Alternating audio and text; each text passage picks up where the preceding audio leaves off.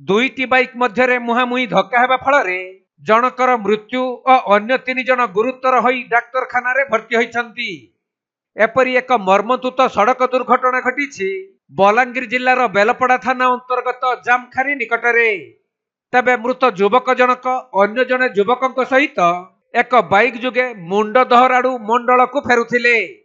हेले जामखारी निकटरे विपरीत दिगरु आसुथबा एक बाइक सहित ताकर धक्का होइथिला।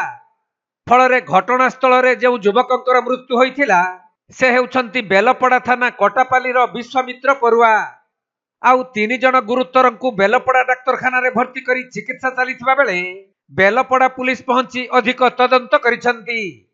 सेपटे मादक द्रव्य सेवन करी बेपरुआ गाड़ी चालना जगु दिन को दिन बढ़िबारे लागिछि सड़क दुर्घटना।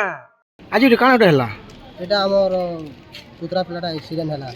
केन के उतले काण करथिले माने से मोदोर आडू फिरुथिले मंडल आडू। हां हां अरे एक्सीडेंट हला ते केन जगह एक्सीडेंट हला एटा से मंडल बरगत ओछना मलकन जागा हे जागा। हां बोले तमर काका लागे हेबे मोर पुत्रा लागे हेबे।